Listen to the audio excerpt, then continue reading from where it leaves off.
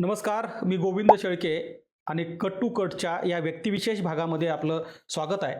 खरं तर मागच्या आठवडाभरापासून देशात एका राज्याच्या मुख्यमंत्री बदलाची चर्चा फार जोरात सुरू होती आणि अखेर ह्या चर्चेला आता खऱ्या अर्थानं पूर्णविराम मिळाला आहे. कारण महाराष्ट्राशेजारील या राज्याच्या मुख्यमंत्र्यांनी आपला राजीनामा दिला आहे आणि याच मुख्यमंत्री पदावरती काँग्रेसचा एक नेता पुढच्या काही तासामध्ये विराजमान होणार आहे. मी बोलतोय महाराष्ट्र शेजारील आणि सीमेवर असलेल्या कर्नाटक राज्याविषयी. आणि या राज्यातून काँग्रेसचा एक असा नेता ज्याने तब्बल 4 दशकं मुख्यमंत्री पदाची वाट बघितली होती. भारतीय जनता पार्टीच्या विरोधी एक आक्रमक चेहरा, रिसॉर्ट पॉलिटिक्समध्ये ज्याचा असा काही हातखंडा आहे की देशातल्या कोणत्याही भागामध्ये ज्याही वेळा सत्तांतराचं एक नाट्य रंगतं आणि त्यावेळी रिसॉर्ट पॉलिटिक्समध्ये हा नेता मात्र आपला हातखंडा राखून आहे. त्या नेत्याचं नाव आहे डी के शिवकुमार. आजच्या व्यक्तिविशेष भागामध्ये आपण डी के शिवकुमार यांचं राजकारण समजून घेणार आहोत. आणि 64 वर्षाची अशी एक वादळी कारकीर्द, ज्या कारकिर्दीमध्ये भारतीय जनता पार्टीसोबत लढत असताना ज्याने स्वतः 50 दिवसापेक्षा जास्त दिवस जेलमध्ये काढले आणि ज्याच्या विरोधात ईडीओची कारवाई झाली, अगदी अलीकडच्या काळामध्ये ज्याच्या जावयावरती सुद्धा अनेक आरोप झाले, अशा डी के शिवकुमार यांचं राजकारण पुढच्या काही मिनिटांमध्ये समजून घेणार आहोत. दक्षिणेतल्या महत्त्वाच्या राज्यांपैकी एक असलेल्या कर्नाटकचं राजकारण समजून घेण्याआधी कर्नाटक राज्याचा आणि काँग्रेसचा किती जवळचा संबंध राहिला हे मात्र समजून घेणं गरजेचं आहे. डी के शिवकुमार हे जवळपास 8 वेळा म्हणजे 40 वर्ष काँग्रेसकडून आमदार म्हणून निवडून आलेत. या सगळ्या कारकिर्दीमध्ये 2002चं ते साल महत्त्वाचं आहे, कारण त्या काळामध्ये एच डी देवेगौडा या मातब्बर नेत्याचा पराभव डी के शिवकुमार यांनी केला आणि हे डी के शिवकुमार नाव देशाला माहीत झालं. खरं तर मागच्या या 40 वर्षाच्या राजकारणामध्ये 3-4 वेळा मंत्री राहिलेल्या डी के शिवकुमार यांची कारकीर्द यासाठी महत्त्वाची आहे, कारण 2023ला ज्यावेळी काँग्रेस पक्षाला स्पष्ट बहुमत कर्नाटकमध्ये मिळालं होतं, त्या बहुमत मिळवण्याच्या एकूण संघर्षामध्ये काँग्रेसकडून ज्या नेत्याचं नाव आघाडीवर होतं ते नाव म्हणजे डी के शिवकुमार.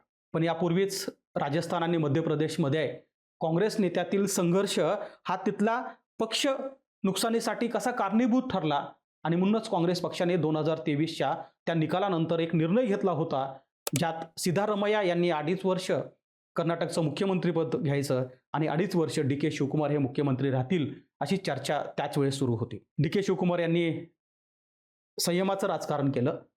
8 वेळा पक्षामध्ये आमदार झाल्यानंतर सुद्धा पक्षावर ज्या ज्यावेळी आक्रमणं झाली, पक्ष ज्या ज्यावेळी संकटात राहिला, त्यावेळी संकटमोचक म्हणून डी के शिवकुमार यांनी काम बघितलं होतं. रिसॉर्ट पॉलिटिक्समध्ये सगळ्यात चांगला हातखंडा जर देशात कुठल्या नेत्यामध्ये असेल तर त्यात डी के शिवकुमार यांचं नाव अगदी अग्रक्रमाने घ्यावं लागेल. कारण रिसॉर्टमध्ये आमदार नेणं आणि त्यांना ठेवून आपल्या पक्षाची बाजू लावून धरणं किंवा विरोधी पक्षाला तिथे चितपट करण्यात जे राजकीय नेते हातखंडा राखून आहेत त्यात डी के शिवकुमार यांचं नाव. मग ते अगदी सोनिया गांधी यांचे राजकीय सल्लागार राहिलेल्या अहमद पटेल यांना ज्या गुजरातमधून खासदार बनवायचं होतं आणि त्याही वेळेस भारतीय जनता पार्टीने तिथे आमदारावरती जे काही प्रेशर पॉलिटिक्स केलं होतं आणि गुजरातमधले आमदार काँग्रेसचे हे थेट बेंगलोरमध्ये नेण्यात आले होते. कर्नाटकमध्ये त्यांना रिसॉर्टमध्ये ठेवण्यामध्ये ज्या नेत्यांनी महत्त्वाची भूमिका बजावली होती त्या नेत्याचं नाव डी के शिवकुमार आहे. डी के शिवकुमार यांचं त्यावेळेसचं राजकारण इतकं कामाला आलं पक्षाच्या की सोनिया गांधी यांचे राजकीय सल्लागार राहिलेले अहमद पटेल हे गुजरातमधून राज्यसभेवर निवडून गेले. केवळ गुजरातमध्येच नाही तर महाराष्ट्रासारख्या राज्यामध्ये ज्यावेळी 2002-4च्या त्या काळामध्ये नारायण राणे यांनी विलासराव देशमुख यांचं सरकार पाडण्यासाठी प्रयत्न सुरू केले होते आणि 40पेक्षा जास्त आमदार असलेल्या काँग्रेस पक्षाने त्यावेळेस अडचणीमध्ये अगदी जवळचं राज्य म्हणून कर्नाटक राज्यामध्ये आमदारला घेऊन गेले होते. तिथं रिसॉर्टमध्ये ज्या आमदारांना ठेवण्यात आलं होतं काँग्रेसच्या, ती सगळी जबाबदारी डी के शिवकुमार यांनी पार पाडली होती. महाराष्ट्राच्या राजकारणामध्ये ज्याही वेळा सत्तांतराचं नाट्य घडलं, भारतीय जनता पार्टीकडून काँग्रेसला पराभूत करण्यासाठी किंवा फोडाफोडी करून काँग्रेसचं सरकार खेचण्यासाठी ज्या ज्यावेळी प्रयत्न झाला त्या त्यावेळी संकटमोचक म्हणून डी के शिवकुमार यांनी काम बघितलं होतं. त्यानंतरच्या काळामध्ये अगदी 2018ला ज्यावेळी कर्नाटकमध्ये सत्तांतर नाट्य घडलं आणि तिथे सुद्धा भारतीय जनता पार्टी ही सत्तेत येण्यासाठी प्रयत्न करत होती, मात्र काँग्रेस जिच्याकडे बहुमत नव्हतं त्याही वेळा 2018 साली JDS म्हणजे जनता दल सेक्युलर या पक्षासोबत युती करून एच डी कुमारस्वामी यांना त्या ठिकाणी मुख्यमंत्री बनवण्यात आलं आणि ते मुख्यमंत्री बनवण्यासाठी काँग्रेसनं जे काही प्रयत्न केले तिथं सुद्धा नेतृत्व शिवकुमार यांनीच केलं होतं आणि ज्यांचं नेतृत्व आपल्याला माहिती आहे की तिथे हा कालखंड मुख्यमंत्री म्हणून एच.डी. कुमारस्वामी यांचा फार काँग्रेससोबतचा राहिलेला प्रवास आहे तो मात्र भारतीय जनता पार्टीसाठी नुकसानकारक असाच ठरला. कनकपुरा या मतदारसंघामध्ये निवडणूक लढणारे एच.डी. देवेगौडा यांचा पराभव करून त्या ठिकाणी डी.के. शिवकुमार यांनी स्वतःच्या नावाची ओळख देशाला करून दिली. ओकलिगा नावाचा जो समाज आहे, जो समाज कर्नाटकमध्ये 10-12% जास्त आहे आणि त्याच समाजाचं नेतृत्व सध्या जर कोण करत असेल तर अर्थात दोन नाव आहेत, त्यात डी.के. शिवकुमार आणि एच.डी. देवेगौडा. एच.डी. कुमारस्वामी हे त्या पक्षाचं नेतृत्व करतायत, त्या समाजाचं नेतृत्व करतायत. होकेलिगा नावाचा ज्या समाज आहे तो समाज ओबीसीमध्ये आहे. जसं महाराष्ट्रामध्ये मराठा समाज जो कुणबी मराठा समाज समजला जातो ओबीसीमध्ये येणारा, तसा तो समाज आहे.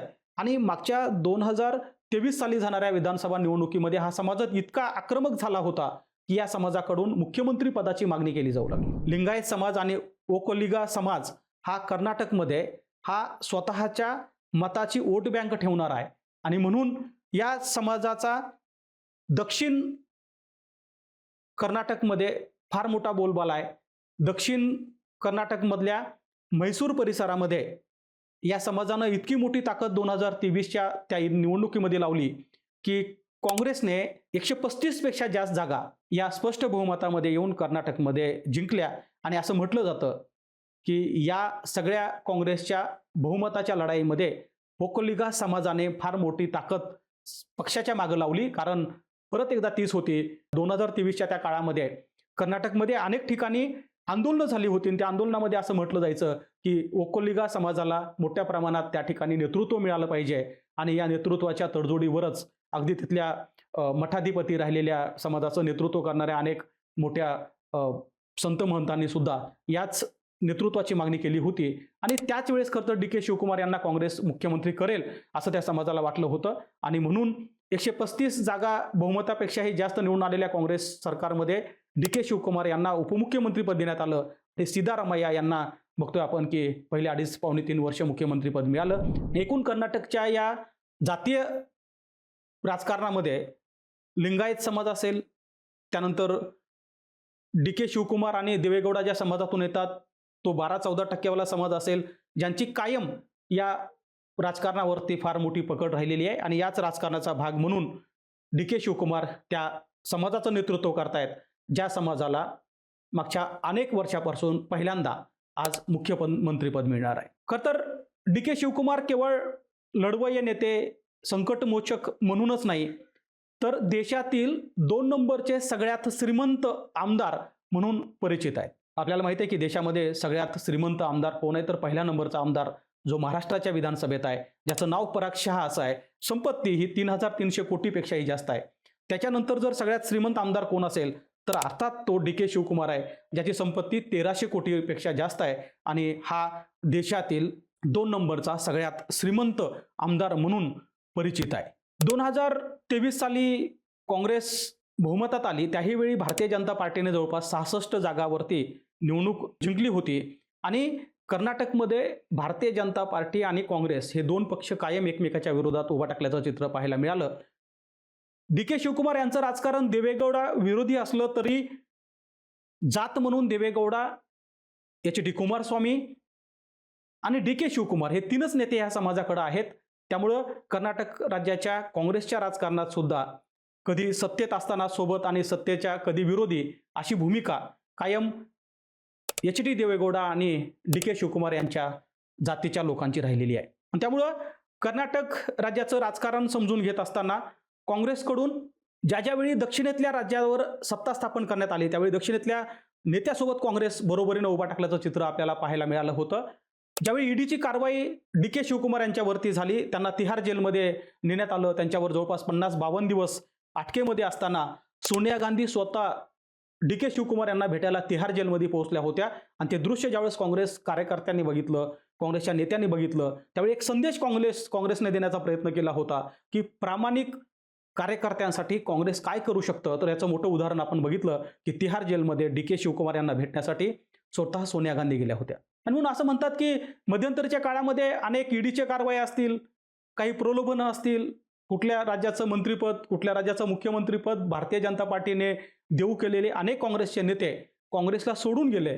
मात्र डी.के. शिवकुमार त्याही काळामध्ये काँग्रेससोबत उभा टाकले आणि म्हणून वयाच्या 64व्या वर्षी आज डी.के. शिवकुमार हे कर्नाटक राज्याचे मुख्यमंत्री होऊ पाहत आहेत. डी.के. शिवकुमार यांचं राजकारण हे विद्यार्थी दशेपासून वयाच्या 20व्या वर्षापासून सुरू झालं असलं तरी देशामध्ये जे नेते काँग्रेस सोबत प्रामाणिक राहिले किंबहुना पक्षासोबत उभे टाकले असताना कायम विरोधी पक्षाच्या संदर्भात आक्रमक भूमिका घेऊन राहिले, त्यामध्ये एक नाव हे डी.के. शिवकुमार यांचं आपल्याला घ्यावं लागेल. डी.के. शिवकुमार यांचा 2.5 वर्षाचा जो काही फॉर्म्युला होता तो आज पूर्ण होताना पाहायला मिळते. आपण बघतोय की सिद्धरामय्या यांनी राजीनामा दिल्यानंतर डी.के. शिवकुमार यांनी त्यांचं दर्शन घेऊन आपल्या कामाची सुरुवात केली. अर्थात काँग्रेस पक्षाकडून अद्याप डी.के. शिवकुमार यांच्या नावाची मुख्यमंत्रीपदासाठी घोषणा झाली नसली तरी कर्नाटकच्या बदलच्या राजकारणामध्ये डी.के. शिवकुमार हेच पुढचं नेतृत्व असणार आहे, जे महाराष्ट्रासाठी यासाठी महत्त्वाचं आहे. कारण महाराष्ट्रामध्ये ज्यावेळी सत्तांतराचं नाट्य घडलं त्यावेळी काँग्रेसकडून मध्यस्थी करण्यासाठी संकटमोचक म्हणून डी.के. शिवकुमार यांची भूमिका फार महत्त्वाची राहिली आहे. त्यामुळे काँग्रेस शासित प्रदेशामध्ये एक नवा मुख्यमंत्री जो महाराष्ट्र शेजारील राज्यात होतोय तो डी.के. शिवकुमार हा चेहरा ममता बॅनर्जी यांच्यानंतर भारतीय जनता पार्टीच्या विरोधातला सगळ्यात मोठा आक्रमक चेहरा म्हणून कदाचित आपल्याला पुढच्या काही दिवसामध्ये बघायला मिळू शकतो. धन्यवाद.